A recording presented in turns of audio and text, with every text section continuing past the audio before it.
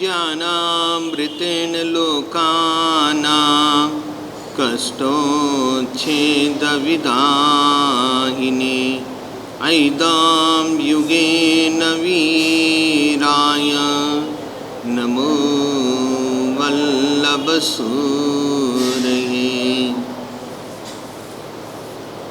परमात्मा के शासन को पाने के पश्चात हर एक भव्य जीवात्मा आत्म कल्याण करके परम पद को प्राप्त करना चाहती है। अपने जीवन के अंदर परम पद को प्राप्त करना हो तो व्यक्ति जब तक राग द्वेष और मोह के बंधनों से मुक्त नहीं होता है तब तक उसको परम पद की तमन्ना भी अपने मन के अंदर नहीं रखनी चाहिए। परम पद को प्राप्त करने के लिए व्यक्ति को राग द्वेष और मोह से छूटना ही पड़ता है, क्योंकि राग द्वेष और मोह एक ऐसी वृत्ति है जो हमारे जीवन के अंदर मूलत कर्म बंध का कारण ही राग द्वेष और मोह है। और जब तक अपने जीवन के अंदर राग द्वेष और मोह के बंधन नहीं टूटेंगे तब तक हम अपने जीवन के अंदर इन कर्म बंधनों से छुटकारा नहीं पा सकते हैं। अनुकूलता मिलने पर प्रसन्नता होना और प्रतिकूलता मिलने पर अपने मन के अंदर घृणा करना, द्वेष करना और किसी के ऊपर आसक्ति करना, ये मोह है। अनुकूलता मिलने पर राग करते हैं, प्रतिकूलता मिलने पर द्वेष करते हैं और किसी के ऊपर आसक्ति रखते हैं, वो हमारा मोह है। इनसे व्यक्ति को छुटकारा पाना हो तो कम से कम व्यक्ति को अपने जीवन के अंदर राग द्वेष और मोह से व्यक्ति को छुटकारा पाना ही चाहिए। और इन सब में राग का बंधन सबसे बड़ा भयंकर बंधन है, क्योंकि राग का बंधन ही एक ऐसा है जो हमारे जीवन को दूषित बना डालता है। और द्वेष का बंधन तो सामने वाली आनी गोली है, वो गोली दिखाई देती है, पर राग तो छिपा हुआ बारूद का गोला ही नजर आता है। वो कभी भी दिखाई नहीं देता है, फिर भी हम लोगों को बहुत प्रिय लगता है। राग कभी भी आपको दिखाई नहीं देगा, लेकिन बहुत ज़्यादा प्रिय और प्रिय से प्रिय नजर आएगा। आज जितने भी कर्म बंधन का मूल कारण है व्यक्ति के राग का कारण है। राग है तभी हमारे भयंकर से भयंकर कर्म बंधन होता है। हम राग परमात्मा से नहीं रखते हैं, देव गुरु धर्म से नहीं रखते हैं। व्यक्ति के जीवन के अंदर होना चाहिए, कभी भी राग रखो तो देव गुरु धर्म से और परमात्मा से अत्यधिक रखो। लेकिन दिखावटी राग भी आज बहुत है, दिखावटी राग भी आज बहुत नजर आ रहा है। जब उनके कोई खास गुरु जी आते हैं तो उनके प्रति राग प्रस्तुत करते हैं, बाकी के दूसरे साधु साध भी उनके लिए गौण हो जाते हैं। दूसरे साधु साध्वियों के सामने देखते तक नहीं, नजर तक नहीं आते हैं। उनको तो खाली अपने एक से ही मतलब है, दूसरे किसी से कोई मतलब नहीं है। ये हमारे जीवन की एक दुष्प्रवृत्ति है और दुष्प्रवृत्ति के कारण हम लोग चाहे जितने भी आराधक बन जाए, जब तक मन के अंदर ये सब भाव नहीं निकलेंगे तब तक आप कभी भी मुक्ति की आशा मत रखना। व्यक्ति ये सोचता कि बस हमको तो एक से राग है, एक से राग नहीं। वल्लभ श्री महाराज कहा करते थे, गुरु एक होता, सेवा अनेक होती है। गुरु एक, सेवा अनेक। और हम तो बस एक के अंदर ही उलझे हैं, कोई दूसरों की कोई सेवा से कोई मतलब नहीं आप लोगों का। यह सबसे बड़ा राग का बंधन है जो हमारी दुर्गति का द्वार खोलता है। आप भले खुश होंगे हम गुरुजी गुरुजी गुरुजी करते हैं, अपने चैत्य आते हैं तब आप करते हो, बाकी के सब ये सब राग का कारण है। राग कैसा होना चाहिए? परमात्मा के प्रति राग, देव गुरु धर्म, कोई भी चारित्र आत्मा उसके प्रति राग होना चाहिए आपका। और आज की तारीख के अंदर सब नजर नहीं आता है। हम लोग, आप भी देख रहे हो, हम भी देख रहे हैं, और इसमें कोई बाकी बचा हुआ नहीं है। और ये राग का बंधन आप लोगों को पतन का मार्ग दिखाएगा। और दूसरा कोई कुछ बोल देता है, तुरंत आपको द्वेष पैदा हो जाता है। इसमें द्वेष की बात क्या है? आपका तो नियम होता है, गुरु एक होता, सेवक अनेक होती है। मुझे कोई कार्य करना हो, मैं मेरे गुरु से पूछ करके करूंगा। सेवा सबकी बराबर होनी चाहिए। कोई भी साधु साध्वी कोई भी कार्य करे, सेवा सबकी होती है। लेकिन हमारे मन के अंदर वो एक चश्मा पहना हुआ है, काला चश्मा पहनते हो ना तो उसमें काला ही काला नजर आता है। ये राग का बंधन हमारी आत्मा को डुबो डालेगा। इसलिए कहता हूं राग नहीं हो तो सबसे अच्छा है। भंवरा होता है, भंवरा भंवरा कमल के ऊपर जाकर के उसका बैठता है और उसका रस पी रहा है। सूर्यमुखी कमल जब खिलता है तब भंवरा जाकर के वहां बैठता है और भंवरा बैठने के बाद उसका रस पीता जाता है और संध्या काल के अंदर जब वो कमल मुरझा जाता है और मुरझाने के पश्चात वो देखता अभी निकल जाऊंगा, लेकिन वो भी उसके अंदर बंद हो जाता है, क्योंकि वो तो रस पीने के अंदर मस्त है। और भंवरे के अंदर इतनी ताकत है, पूरे के पूरे लकड़ी को भी छिन्न भिन्न कर सकता है। इतनी बड़ी ताकत उस भंवरे के अंदर होती है, लेकिन वो नहीं निकल पाता है। और सुबह हाथी आता है, उस कमल की नाल को तोड़ करके कमल के साथ में भंवरे को भी खा जाता है। भंवरा कमल के अंदर बैठा रहता है, रस पीता जाता है। शाम को जब कमल मुरझाता है और मुरझाने के पश्चात वो कमल के अंदर रह जाता है। लकड़ी को छेद भंवरा कर सकता है, लेकिन कमल का छेद करके बाहर नहीं निकल सकता, क्योंकि उसको वो राग का उसका रस इतना अच्छा लगता है। उस रस के कारण वो उसके अंदर ही बैठा रहता है। और हाथी आता है सुबह, कमल की नाल को तोड़ करके कमल को खाता तो भंवरा भी उसके पेट में समा जाता है। राग के कारण वो अपनी जान को गुआ बैठता है। वैसे ही व्यक्ति अपने जीवन के अंदर हम लोग क्या करते हैं, हमारे संसारिक भौतिक पदार्थों के प्रति इतना राग होता है और राग और मोह के कारण व्यक्ति उसके वियोग को सहन नहीं कर पाता है। चाहे मकान हो, चाहे धन दौलत हो, चाहे परिवार हो, जब उनका किसी का वियोग होता तो वो सहन नहीं कर पाता है। ये राग का बंधन हमारी आत्मा को पतन के मार्ग के ऊपर डालता है। हमें अपने जीवन के अंदर सोचना चाहिए हम कैसे राग करें, किससे राग करें। सबसे भयंकर बंधन का राग का। राग करना हो परमात्मा से करो, और परमात्मा से जो व्यक्ति राग करता है धीरे धीरे उसकी मूलत आत्मा के अंदर से कर्म बंधन छूटता जाता है। देव गुरु धर्म से राग नहीं, हमको राग है संसार से, संसार के भौतिक पदार्थों से, जो सारे के सारे नाशवंत है, जो शाश्वत है, उससे तो हमारा राग तक नहीं होता है। और आज की तारीख के अंदर हमारी स्थिति क्या है, हम किस स्थिति के अंदर राग कर रहे हैं।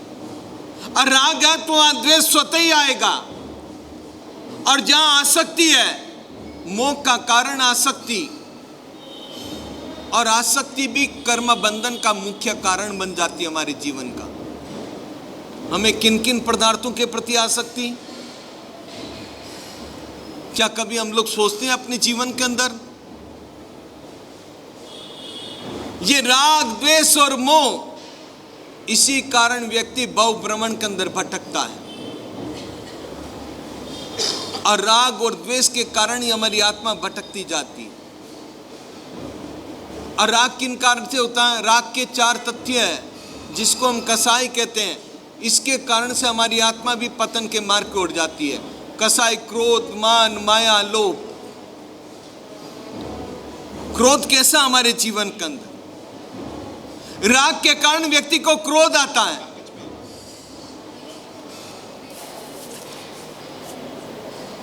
राग के कारण व्यक्ति को क्रोध आता है।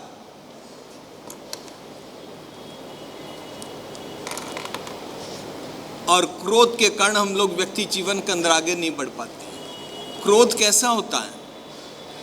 क्रोध एक जीवित ज्वालामुखी है, और इसका विस्फोट अनंत अनंत जन्मों तक हमारे जीवन के अंदर रहता है। और अनर्थों का घर अगर कोई है तो क्रोध है। राग के कारण व्यक्ति को क्रोध आता है। क्रोध भी कैसा आता है? क्या कभी हम लोग विचार करते हैं इन बातों का?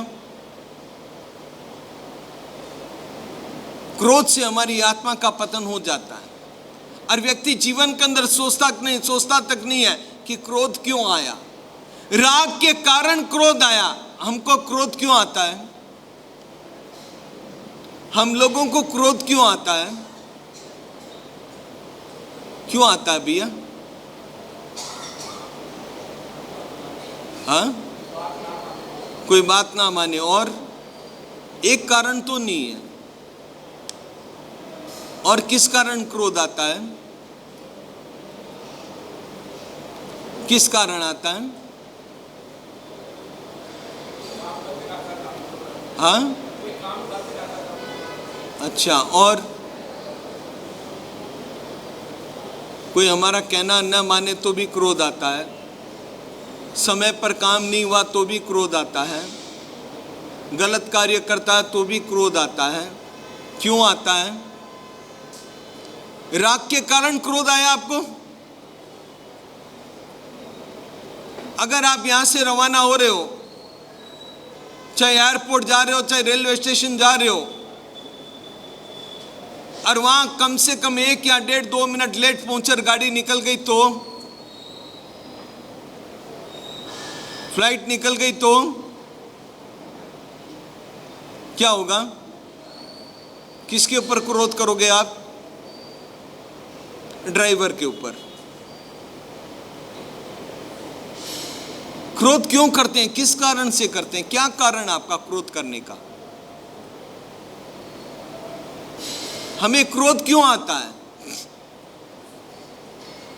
कोई हमारी बात न सुने तो क्रोध आता है। आपने जो कार्य किया, गलत किया, उसकी कोई त्रुटि दिखा दे तो आपको क्रोध आता है। हम जो कर रहे हैं बिल्कुल सही है, आप कौन हो हमारे बीच में कहने वाले, तो क्रोध आता है। बस आप जैसा करो वैसे सब हाँ बढ़ते जाए तो आपको ठीक है, नहीं तो क्या कभी सोचते हो आप लोग अपने जीवन के अंदर क्रोध का मूल कारण क्या है? अनंत जन्मों के संसार के जो संस्कार हमारी आत्मा के अंदर पड़े हुए हैं, उसका मुख्य कारण है। हम पे पूरा भव के अंदर भी क्रोध करते आएंगे तो अभी इस जन्म के अंदर उदय में आता है। संस्कार व्यक्ति के कहीं नहीं जाता है, और आज की तारीख के अंदर हम सब भूल चुके हैं। आज की तारीख के अंदर तो अधिकार जमाना चाहते हैं, अधिकार और साथ साथ में अपनी ताकत भी दिखाते हैं। हमारी बात मानते कि नहीं मानते हो? आज की तारीख के अंदर अधिकार किसी का चला नहीं है और चलेगा भी नहीं। जिस आधिकारिक तौर के ऊपर आप काम करना चाहते हो, वो अधिकार आपका नहीं चलने वाला है। और आज व्यक्ति क्या चाहता है? हर जगह पर अपना अधिकार चाहता है, अपनी ताकत को दिखाता है, जानता नहीं है मैं कौन हूं, मैं किस पद पर हूं, किस जगह पर बैठा हूं। आपका मान सम्मान ना करे तो क्रोध आ जाता है। ये सब राग के कारण आता है, और जहां राग होता है वहां क्रोध आएगा ही आएगा आपको। और राग ही नहीं है तो क्रोध आने का सवाल ही नहीं उठता है। क्या हम कभी इससे बचने की कोशिश करते हैं? क्या जीवन में क्रोध से बचने की कोशिश की? सबसे पहले तो राग से बचो। राग से बचोगे तो क्रोध आएगा ही नहीं। हमारा मूल कारण है क्रोध का। चंडकोष्या सर्प कितना क्रोधित था, कितना क्रोधित था। जब परमात्मा महावीर स्वामी वहां से जा रहे थे और जाते जाते लोगों ने कहा भगवंत इधर मत जाओ आप, बिल के अंदर एक चंडकोष्या सर्प रहता है, वो डंक मार देगा। उसकी ज्वाला से ही उसको देखते ही उसकी आंखों के अंदर इतनी अग्नि बरस रही है, और बरसने के कारण अग्नि से व्यक्ति भस्मीभूत हो जाता। आप मत जाइएगा। और परमात्मा चले गए वहां, उसके बिल के बाहर ही जाकर के खड़े हो गए। इसको सुगंध आई, अरे व्यक्ति सामने से आया है। वहीं से आंखें गुरा गुरा करके देखता है, आंखों के अंदर से भी इतना जहर था उसकी, वो गिरा नहीं व्यक्ति। ये आदमी है या कौन है? फुटकार मारी तो भी परमात्मा को कुछ नहीं हुआ। नहीं तो व्यक्ति उसकी फुटकार से भी मर जाता है। इतनी क्रोध के अंदर ज्वाला थी। क्रोधी व्यक्ति कैसा होता देखते हो आप? कभी जाने हो आप?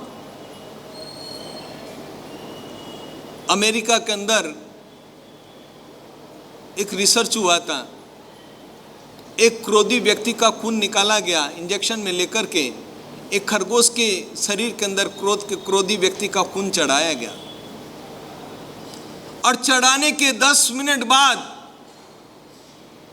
खरगोश इतना उत्तेजित हुआ, जोर जोर से चिल्लाने लगा और उछल कूद करने लगा। इतनी जोर जोर से उछल कूद करता है, इतनी उछल कूद करता है। आधे घंटे बाद वो व्यक्ति खरगोश सिर पटक पटक के जमीन के अंदर वहीं पर मर जाता है। कैसा होता है क्रोधी का खून? जब क्रोध आता है अपने को, अपना चेहरा देखने लायक होता कि नहीं होता है? कैसा होता है? कैसा होता है? लाल सुरंग चेहरा बन जाएगा, शरीर कम कपाता है, जो नहीं बोलने जैसा भी बोल जाता है। क्रोधी व्यक्ति को कोई विवेक नहीं होता बोलने के अंदर, कब क्या बोलना वो तो वही नहीं जानता है। चंड कौशिक ने देखा, अरे ये अभी भी नहीं गिरा है। तब चंड कौशिक ने जाकर के उनके शरीर के ऊपर पैरों के अंदर डंक मारा। परमात्मा के शरीर से सफेद खून निकलने लगा। तीर्थंकर आत्मा का खून सफेद होता है। एक डंक मारा, अरे अभी तक ये गिरा नहीं। फिर दूसरा डंक मारा, दूसरा डंक मारने के बाद भी वो गिरा नहीं। तब परमात्मा ने मन ही मन से उसको हाथ खड़ा कर, इतना ही हाथ ऊंचा करके कहा, बुझ बुझ, समझ समझ। परमात्मा ने उसको कहा है बुझ बुझ। अपने लोगों को भी संदेश है, समझ समझ। हम समझे हैं, वर्षों से सुनते आ रहे हैं, हम कोई समझे हैं? समझे कि नहीं समझे? इतना ही बोल दो आप। क्यों भैया, समझे कि नहीं समझे? कब तक समझोगे? वो इतना ही कहा कि बुझ बुझ चंड कोसिया। अरे बुझ बुझ, समझ समझ। वो तो तिर्यंश था। तिर्यंश पशु पक्षी होने के नाते उसने तो अपने आप को समझा कि उन्होंने इतना ही कहा कि बुझ बुझ, कि समझ समझ, तू तेरी आत्मा को देख, आत्मा को समझ। और उसको तो समझ में आ गई, अपने आप को देखने लगा। देखते देखते देखते देखते उसको पूर्व भव याद आने लग गए। और पूर्व भव याद आने के बाद अपने आप को देखता है तो बिल के अंदर मुंह डाल करके पूंछ बाहर रह गए थे, चुपचाप खड़ा हो गया। सुबह हुई, गांव के लोग देखने आए कि परमात्मा महावीर स्वामी तो चले गए होंगे। गांव वाले देखे तो कौशक मुद्रा के अंदर खड़े हैं और सर पर मुंह के अंदर, बिल के अंदर मुंह डाल करके बाहर पूंछ कर लेकर के बैठा हुआ है। लोगों ने आकर के तेल और सिंदूर से उसकी पूजा करने लग गए। तेल और सिंदूर से चींटियां, कीड़े मकोड़े इत्यादि वहां पर पैदा हो गए और उसके शरीर को छलनी छलनी कर डाला, लेकिन क्रोध नहीं किया।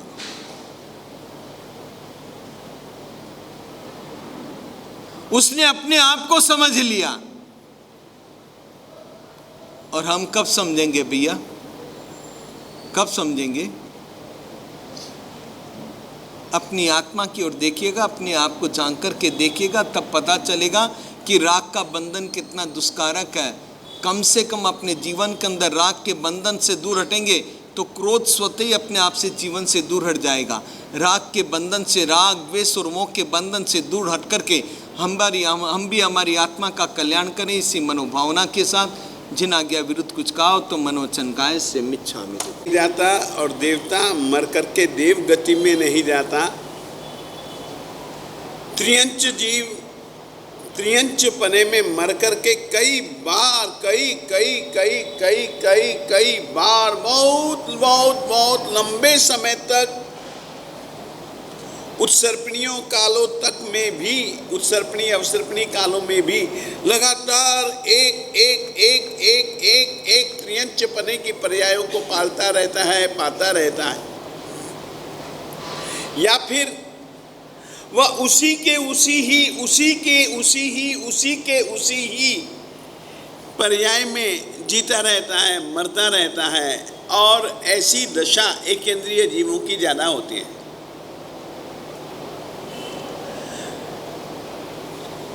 मात्र मानव जीवन एक ऐसा मानव जीवन है जो कि मनुष्य पने में मर करके 7 या 8 बार से ज्यादा मनुष्य नहीं बन सकता। इसीलिए कहा जाता है देव जन्म, देवता की स्थिति में मर करके देव बनना वो शक्य नहीं। नारकी जीव की नारकी स्थिति में रह करके मर जाना, मरने के बाद में वापस नरक बनना दूसरी बार संभव नहीं। त्रियंच अनेकों, अरे निगोद में तो न जाने अनंत बार जन्म लेता है। हमने, अपनी आत्मा ने कई बार साधारण वनस्पति काय, यानी कि अनंत काय वनस्पति होती है, जिस एक काया में अनंत जीव इकट्ठे रहें, इकट्ठे मरें, इकट्ठे श्वास लें, इकट्ठे खाएं, इकट्ठे ही जिएं, इकट्ठे सांस लें। ऐसी स्थिति के जीवों को हम लोग साधारण वनस्पति काय कहते हैं। चालू भाषा में, अपनी चालू भाषा में हम लोग उसको जमीकंद कहते हैं। आप सोचिए, इस कमरे में ज्यादा से ज्यादा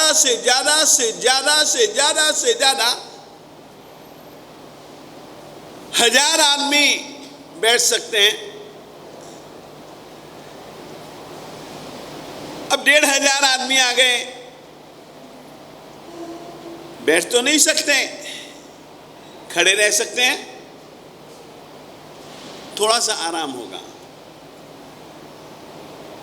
1000 के बदले में यदि 5000 आ जाए तो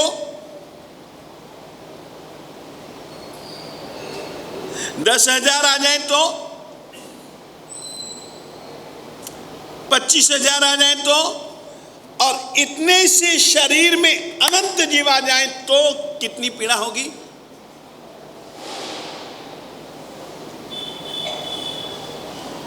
समझिए, इसी हॉल में जहां पर कि 1000 आदमी आराम से बैठ सकते हैं, 1500 आ गए तो 1000 आदमी सोचेंगे कि यार ये भी तो अपने ही मित्र हैं, चलो अपन लोग इनको स्थान भी दें। अपन खड़े हो जाते हैं। 1500 आदमी आ गए, 5000 आदमी आ जाए तो अरे सांस लेना कठिन हो जाता है।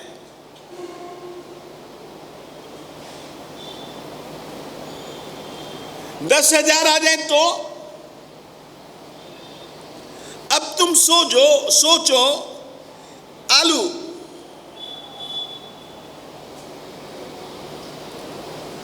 एक आलू का कितना बड़ा हो सकता है? ज़्यादा से ज़्यादा आजकल की खेती, आलू के उत्पादन की नई नई विधा, इतना बड़ा आलू हो जाए, उसमें अनंत अनंत जीव हैं। कैसे जीते होंगे, कैसे सांस लेते होंगे, कैसे खाते होंगे, कैसे पीते होंगे। इकट्ठे जीना, इकट्ठे मरना, जन्मने मरने का क्रम चालू चालू चालू।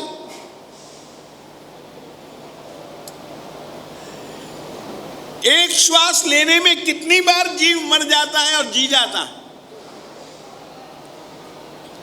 सोचिए कितनी खतरनाक पर्याय है। ऐसी पर्यायों में हमने मानव जीवन को खो देने के बाद अनंत अनंत बार पाया है।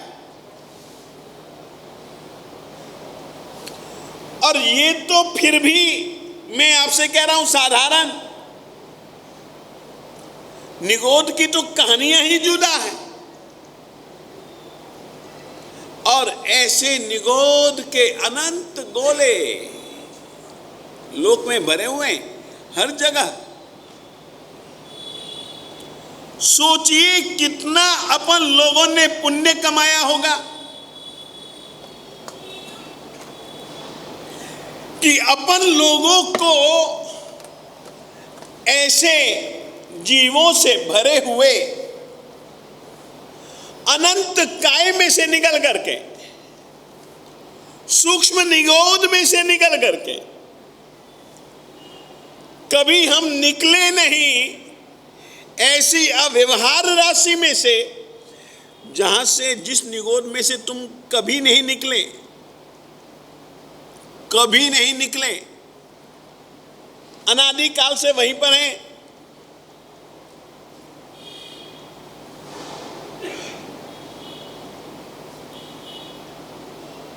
ठीक है, अपने पास में अभी इतना ज्ञान नहीं, इसीलिए कुछ ठीक है। नहीं तो अपन लोगों को अपने पूर्व भवों की याद आने लग जाए ना, तो सचमुच में अपनी सबसे पहले सोच बदलने लग जाए। मगर अपनी भूलने की आदत,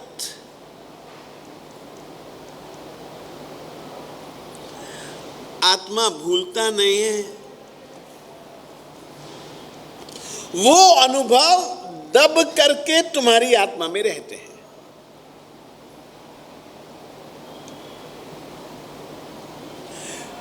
कभी कोई निमित्त ऐसा मिल जाता है जिसके कारण से जीव को जाति स्मरण ज्ञान होता है। और जाति स्मरण ज्ञान जिसको पैदा होता है ना,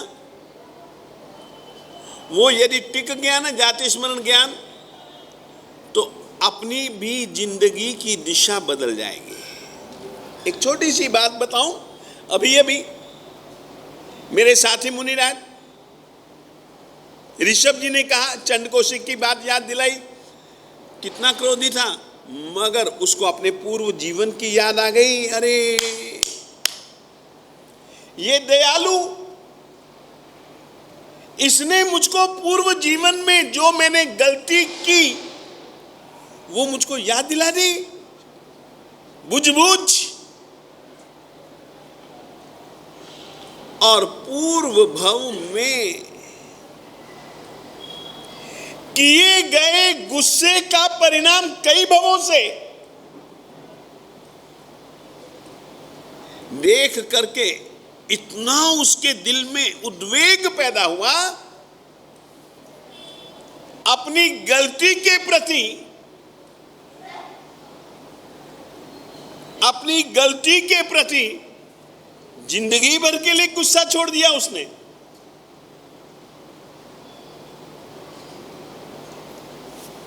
भगवान महावीर स्वामी जी के पास में अभी 24 घंटे भी नहीं हुए,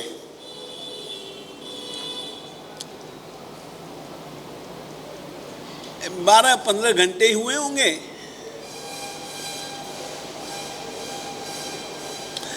राजकुमार था, मेघ कुमार, सोच लिया कि दीक्षा छोड़ दूंगा,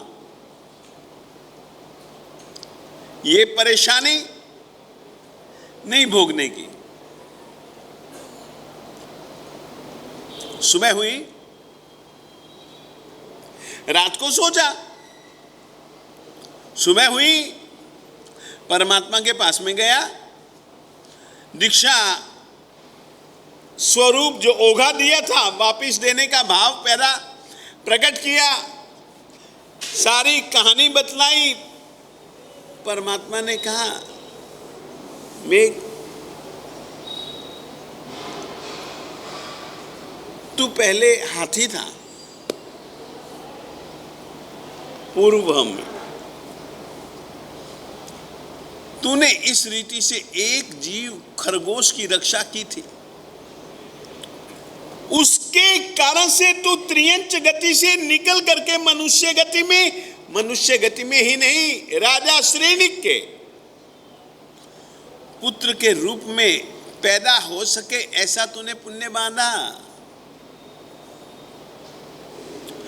और साधु जीवन में तो षड जीव निकाय के जीवों की रक्षा है। किसी भी जीव का मन वचन काया से न वध करना, न करवाना और न अनुमोदन करना। उसने कहा मुझे दीक्षा नहीं छोड़नी है।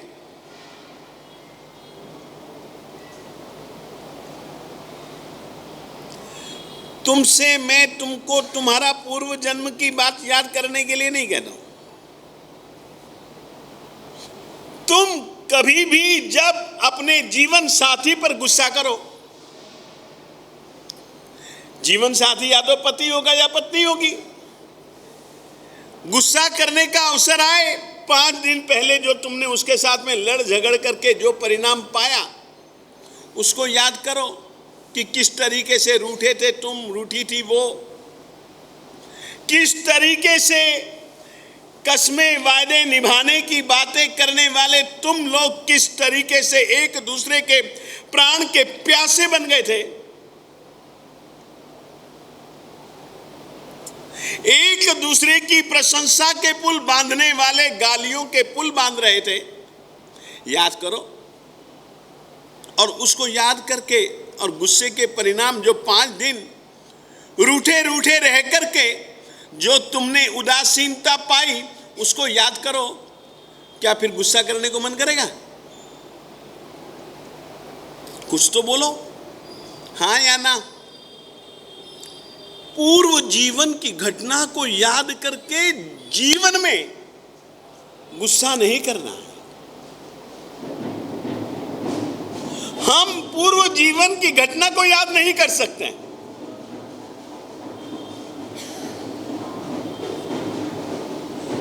5 दिन पहले, 10 दिन पहले या आज से पहले कभी भी हुए आपसी युद्धा की बात, वैर विरोध वैमनस्य की बात को याद करके ये क्रोध का संस्कार अब और गहरा न हो जाए।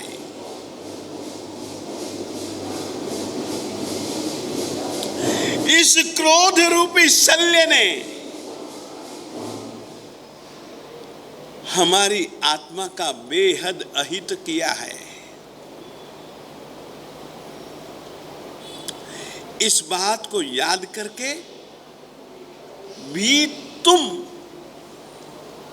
क्रोध छोड़ो, मान छोड़ो, माया छोड़ो, लोभ छोड़ो, आपस की वैर वृत्ति का त्याग करो।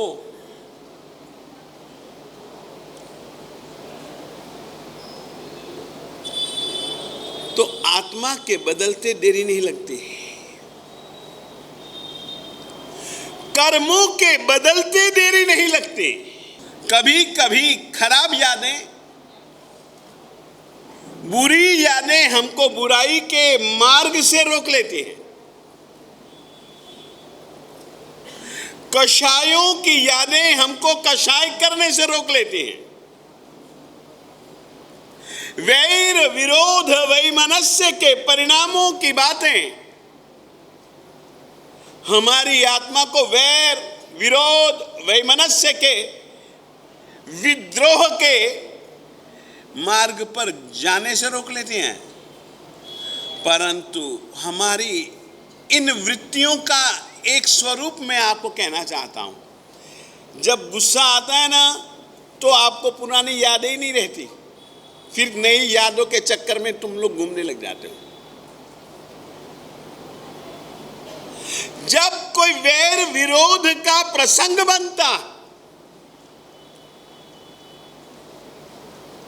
भूल जाते हैं हम कि वैर विरोध वैमनस्य का क्या परिणाम।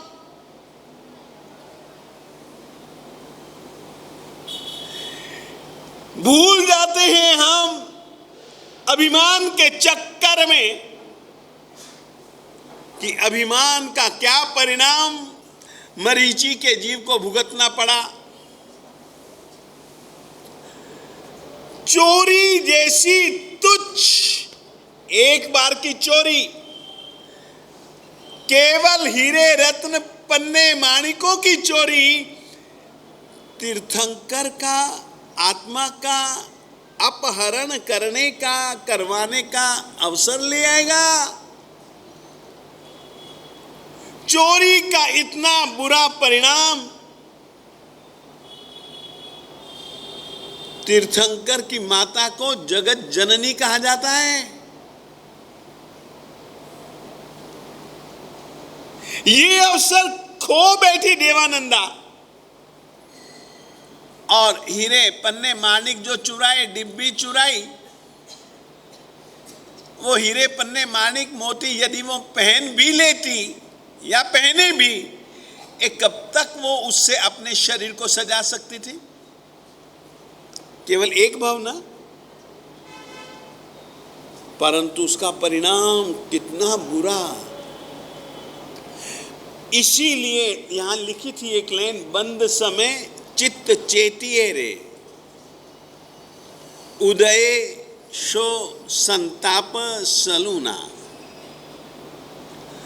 कर्म बंधन के समय पर ही चेतो।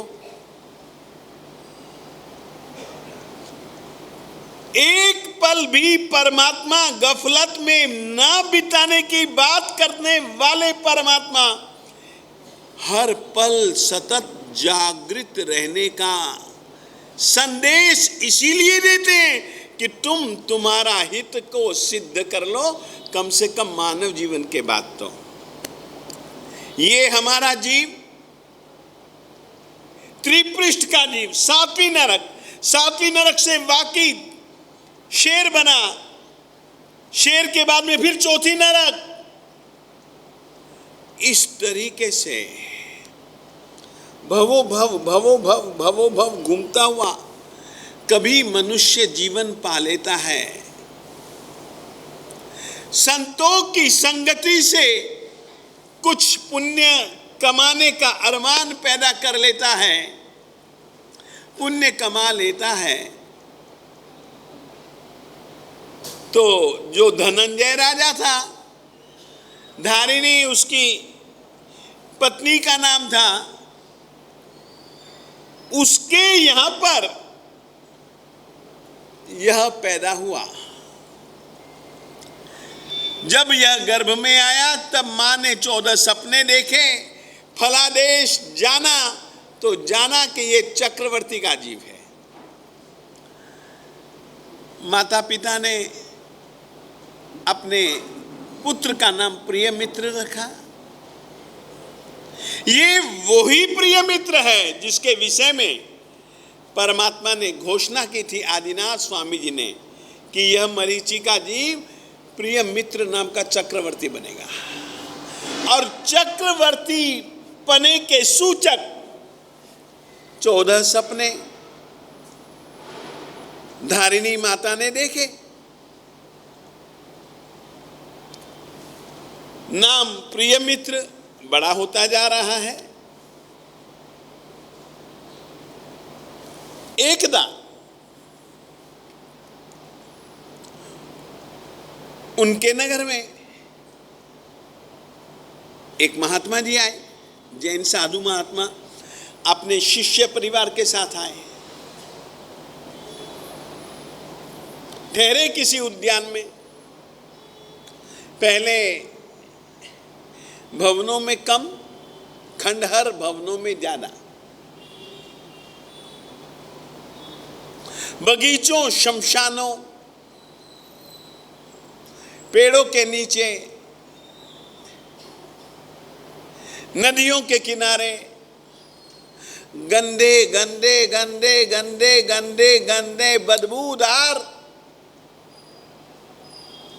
पानी को लेकर के बहने वाले गंदे नालों के किनारे पर, शमशान भूमियों में खड़े खड़े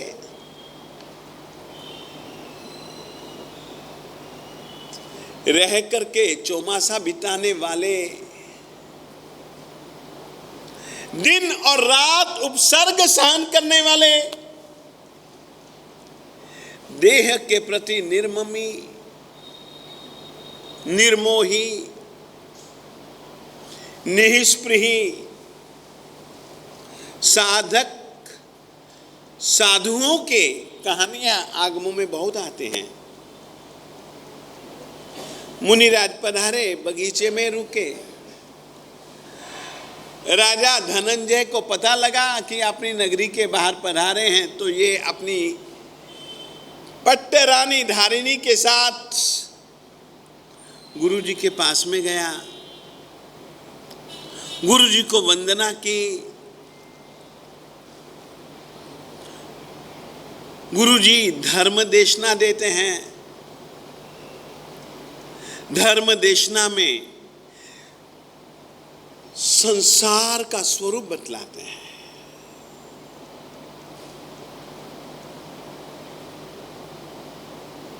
जीवात्मा चारों गतियों में कैसे कैसे घूमता,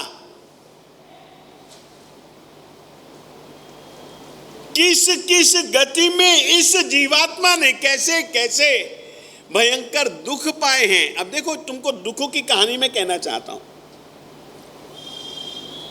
इस आत्मा ने अनंती बार इस तरीके के 100 बार नहीं, अनंती बार दुख पाए हैं। ये तो अच्छा है कि हम उन दुखों की कहानी को याद नहीं कर पाते। कभी हम पेड़ बने और जिंदे जी हमको जला दिया गया। आज की तारीख में जंगलों के जंगलों को नहीं जलाया जाता क्या? कई बार हम चींटी मकोड़े बने, जंगलों में हमारा बिल आग लगी, हमारा देह झुलस गया, हम मर गए। कई बार कई शिकारियों के बाणों और गोलियों के निशानी बनी हुई यह आत्मा एक बार नहीं, अनंत अनंत बार, न जाने किन किन जन्मों में हमारी कैसी मौत हुई, हम कैसे जिए। हमारे दुख, हमारे सुख, हमारी परवशता, हमारी विवशता,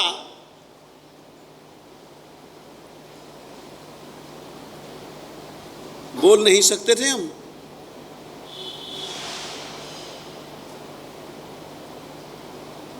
अठाई व्याख्यान में एक नन्हा सा प्रसंग तुमको सुनाना चाहता हूं कि किस तरीके का चिंतन महारानी त्रिशला उस समय करती है, जिस समय श्रमण भगवान महावीर स्वामी जी ने हिलना डुलना बंद कर दिया और अपनी उंगली हिलाएं, जान करके कि मेरी माता को इस कारण से परेशानी है कि मेरा गर्भ खिल क्यों नहीं रहा।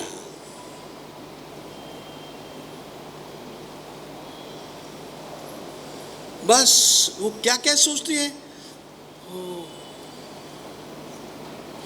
जरूर मैंने कई कई कई कई चूहों के बिलों में मैंने गर्म पानी डलवाया होगा।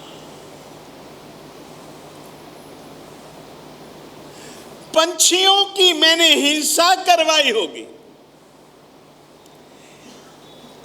गर्भपात करवाया होगा,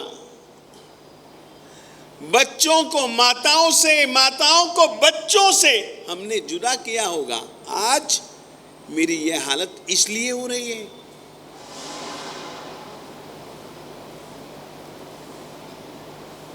क्या कभी दुख भोगते समय दुख की प्राप्ति के कारणों की समीक्षा, विवेक से सोचना, मालिक के वचनों को याद करके सोचना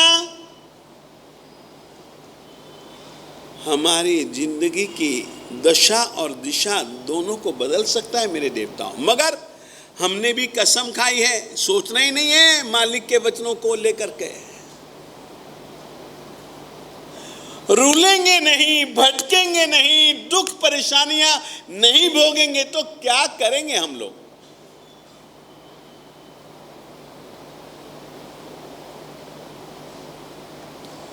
ये सब संसार के दुखों का स्वरूप है मेरे देवताओं।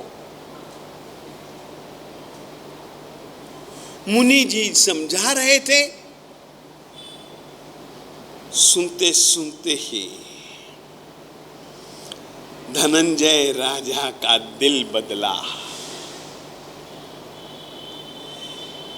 ये दुर्लभ मानव जीवन पा लेने के बाद क्या मुझको लड़ाई झगड़े में ही जो जमीन का टुकड़ा मरने के बाद एक मिट्टी का कण मेरे साथ नहीं चलेगा?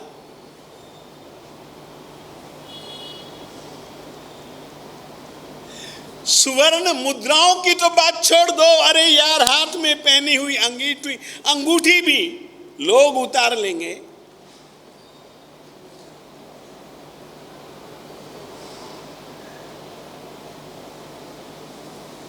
क्या लेकर के जाना है? ये किसके लिए तुम लोग इतना वैर विरोध वैमनस्य करते हो रे?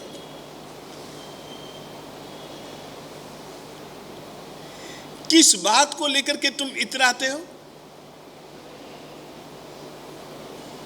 क्या रूप, क्या संपत्ति, क्या ऐश्वर्य, क्या बल, क्या जाति, क्या कुल?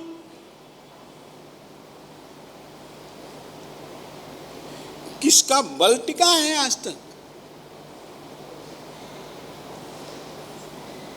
आरोप प्रत्यारोप करके अपनी जिंदगी में कभी न कभी वैसे आरोप प्रत्यारोपों को पाने की स्थिति जब तुम्हारी बनेगी, ऐसे कर्म बीज क्यों बो रहे हो यार?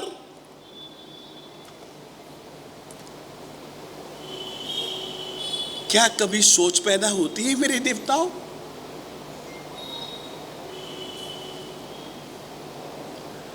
और गंभीरता से यदि ये सोच पैदा हो जाए तो क्या फिर अपन इसी ही चक्कर में बार बार घूमते रहेंगे? उठेंगे ऊपर नहीं,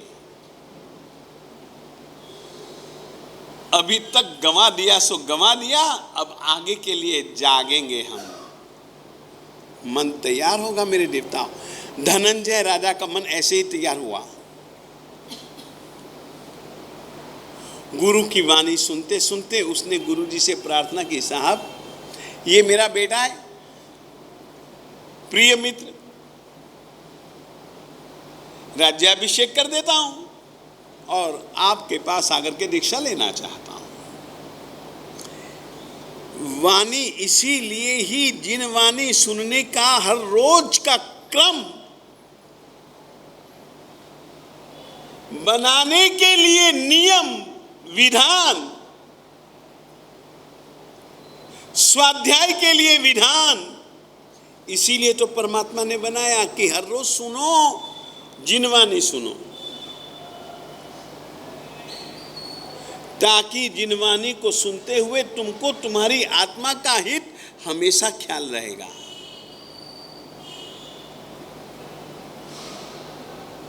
ये मालिक कहता है मेरे देवताओं, धर्म धुरंधर नहीं कहता है, ये पूर्वाचार्य कहते हैं।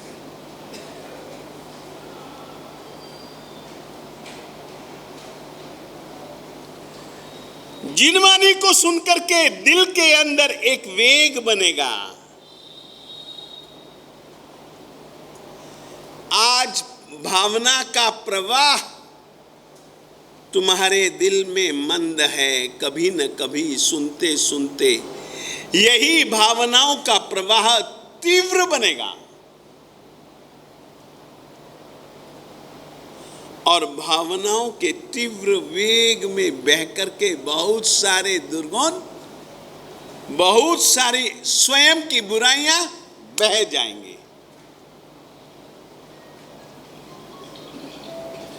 परंतु हमको तो जिनवानी सुननी नहीं है, जिनवानी सुनने के लिए उल्लास उमंग ही नहीं है। मेरे देवताओं, धनंजय ने सुनी, ऐसा निमित्त मिल गया, प्रिय मित्र को राजगद्दी सौंप दी, खुद ने दीक्षा ले ली, साधना में मस्त, राजा राजर्षि बन गए। वो अपनी राजर्षि की अपनी साधना, आराधना, उपासना, गुरु सेवा, स्वाध्याय की दुनिया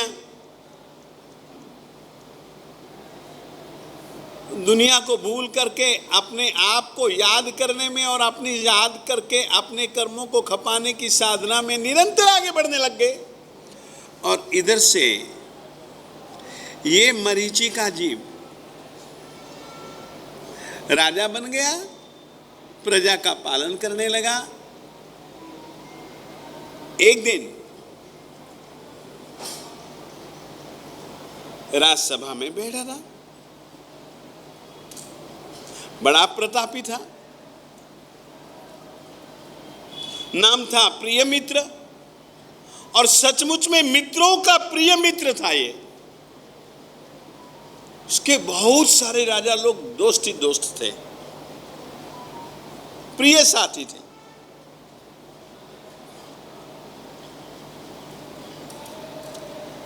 ऐसे राजाओं के बीच में घिरा हुआ ये बैठा हुआ था। अचानक एक आदमी आया, उसने कहा, राजन आज्ञा हो तो दरवाजे पर एक दूत खड़ा है, आप श्री जी से मिलना चाहता है।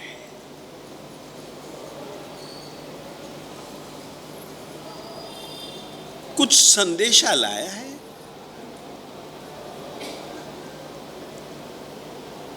उस दूत के लिए आपका आदेश। आगे बढ़ा, राजा साहब जी के पास में पहुंचा। घड़ी भी आगे बढ़ती जा रही है, घंटे और मिनटों की सुइयां कह रही हैं कि अब बस तुम्हारा टाइम पूरा हुआ। तो आगे क्या होता है वो सारी की सारी कहानी अपन लोग आज तो नहीं कर पाएंगे। आगे धीरे से वो दूत क्या संदेश लाता है इत्यादि बातें अपन लोग आगे करेंगे। इतना ही।